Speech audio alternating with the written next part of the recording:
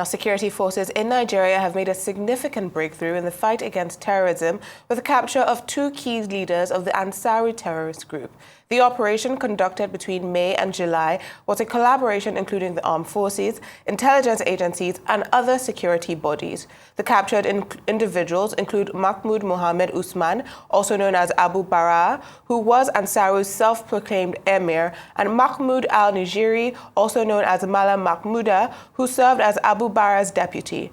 Abu Bara was known for coordinating terrorist sleeper cells and masterminding kidnappings and robberies to fund terrorism. Mahmouda, who trained in Libya between 2013 and 2015, specialized in weapons handling and bomb making under foreign jihadist instructors. The two leaders were behind several attacks, including the 2022 Kuje prison break and an assault on a Niger uranium facility, as well as the 2013 abduction of French engineer Francis Colomb and the 2019 kidnapping of Magajin Garin Daura. They also had links to Ansaru's operations across Mali, Niger, and Burkina Faso. Joining us now for expert analysis of this major security breakthrough is the former director of Department of State Services, Mike Ejiofor. Welcome to Newsday, sir. Thank you. Good afternoon. Thank you for joining us.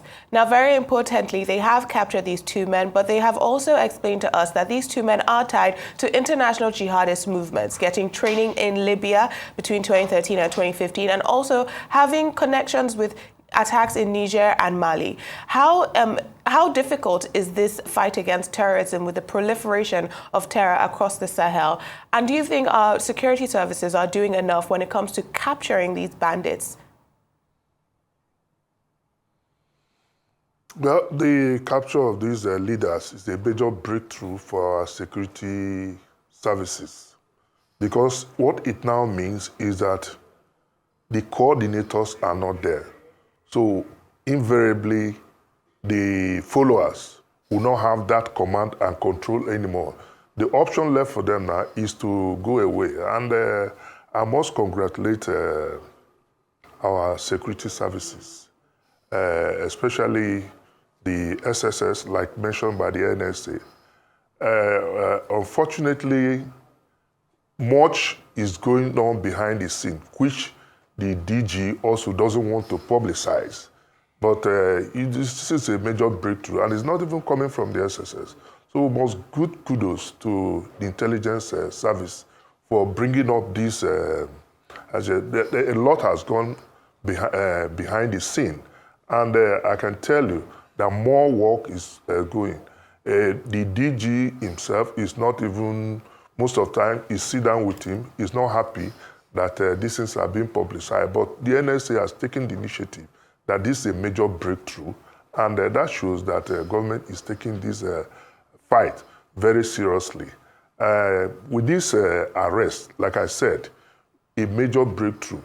The State Security Service, for instance, is charged with intelligence, and most of these operations are intelligence-driven. If you know what has gone behind the scene before this arrest was made, it goes beyond, what people see. And more work is still in the background. That brings me to the issue of professionalism of the service. My worry had been, before his assumption of duty, my worry has been, how do we survive? Because he is among the last of the origins. I normally call them the last of the origins. So people recruited before 1999. And from 1999, you see that there has been drift in virtually all the sectors, not only in the security services. But he has come now at a very good time to redirect the service, professionalize the service, and give it that face. He insists that his operations must be covered. And I think the NSA is doing well in terms of coordination and collaboration between because one single agency cannot do it. So we must give them kudos and let them also consolidate and sustain on this drive. All right, Mr. Ejiofor, like you said, massive commendation must go to our security services. But my big question is this. They've named them, they've shamed them, like we've been clamoring. But with all the crimes that have been listed, the litany of crimes, some people will fear that hope these people at some point in the future will not be reintegrated into society again with this whole amnesty and with this whole rehabilitation of bandits, terrorists. Because where do we draw the line? How much do you need to commit before you are being seen as irredeemable? Talk to me about this.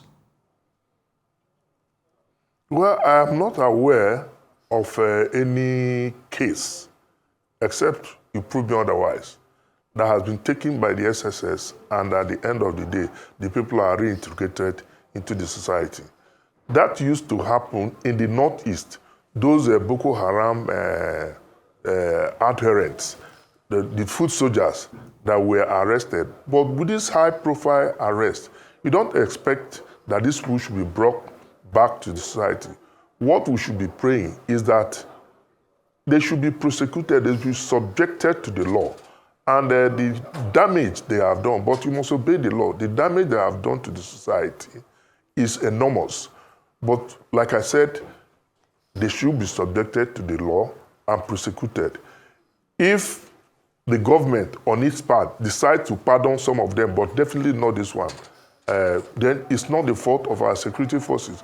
But it discourages and demoralizes the security forces that when arrests are made, at the end of the day, the people are released and they're reintegrated into the society. But I have known about 2-3 cases that the SSS pursued, convictions were made, and the people were jailed. None of them has come back to the society.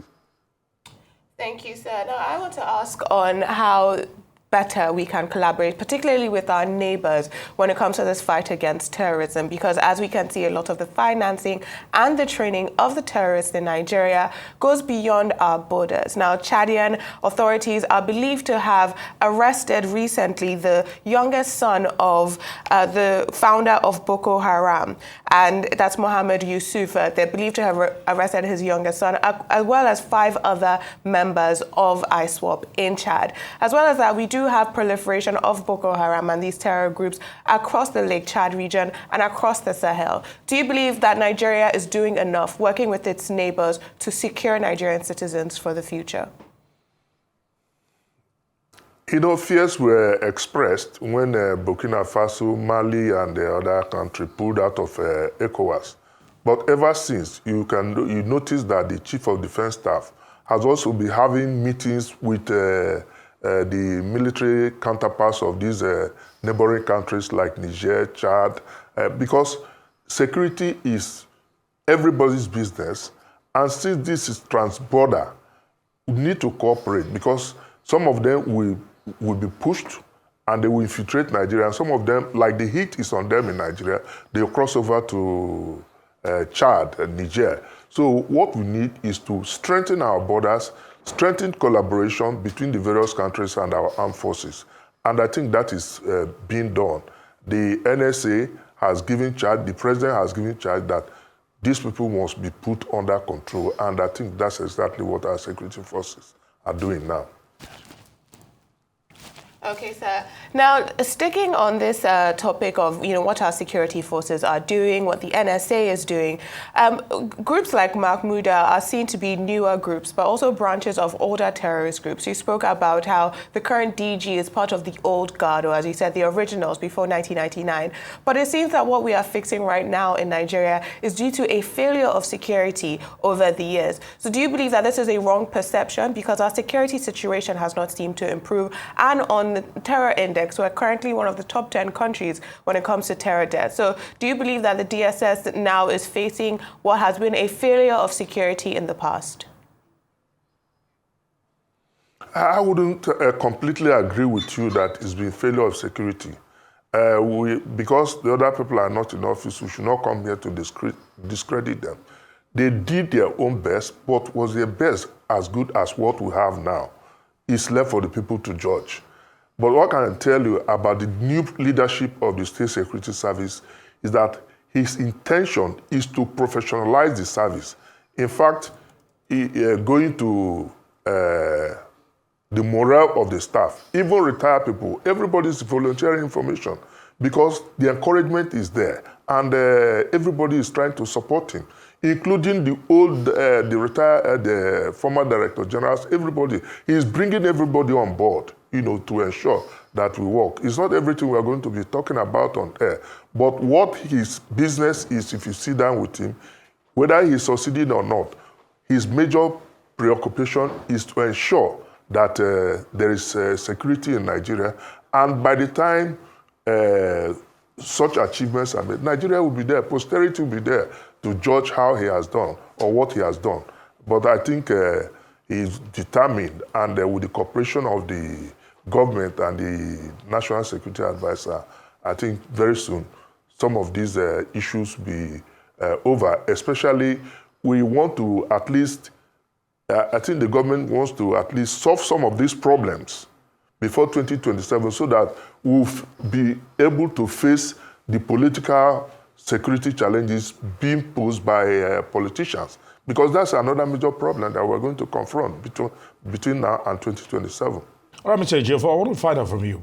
With this arrest being made, can we actually expect a reduction in terror threats and terrorism in Nigeria, or are there cells still active across the nation that must still be a stumbling block to our fight against terror?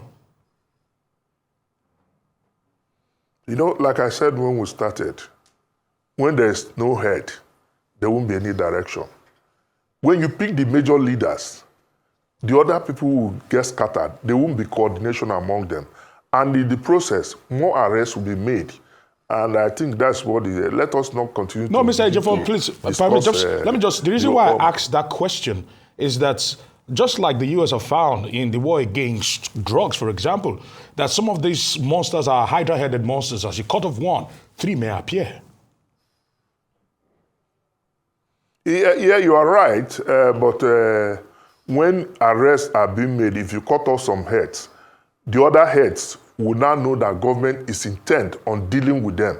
They either surrender or they stop attacks. I'm not ruling out that because, and that is why we have to be very careful in terms of publicity of these achievements, because you can provoke some of these other people behind to say, well, since government is putting the heat on us, we also want to prove that we are still potent by attacking some innocent citizens or installations. Yeah. Now, it's very interesting that this argument you're making now, because I did watch an interview that you did last year where you spoke about Lakurawa not being a new terror group, and also the fact that, the person who had helped set up Lakurawa had died, and you spoke about how they came into Sokoto in 2018 and developed into something else. But it does seem like, as I said earlier, there's a proliferation of terror. But we have been speaking about arrests and kinetic strategies to fight terrorism. But I want to ask if you feel the government is doing enough, both local, state, and federal government,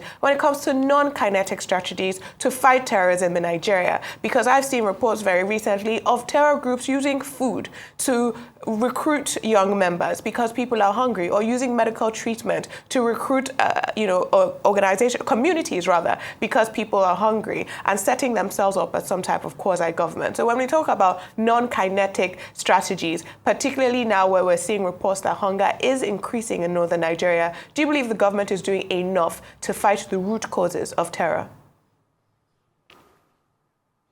Yeah, you are very, very correct, because we should be adopting both kinetic and non-kinetic approaches. But when you put the kinetic, because most of the people joining them, most of the society members who are joining them, don't even know why they are joining. Some are joining out of hunger. But if the kinetic approach is yielding result, then the other people will enabling environment will be created for people to carry on their business. But now you cannot carry out their business. Don't also forget that government had just entered into arms supply from the US worth over $300 million. And that will also boost. I'm not saying boost the fight. I'm not saying we should concentrate on kinetic, but we also make a combination of kinetic and non-kinetic approaches, like areas that have been, some areas that you see secured. the civil defense and the police should take over those areas and assure the people, give them the assurance so that they can come back and settle in their places. People are no longer going to farms, but with the arrest of these people, like the governor of Niger State said, you know, it's the governor of Niger and the NSA that broke this news. That shows that they have shown that the security forces are working. And that will also give members of the public the confidence to cooperate with our security forces. They need the cooperation of security forces. They need to work together with the people. And because these people are not masquerade, they live within us. But their fear is that if you volunteer such information, they will come and attack you. But when the control is no more there, it will be easier for us to take such areas. Well, I want to say many thanks to you, Mr. Mark Ejiofor, former director of the Department of State Services, for joining us here on News Time.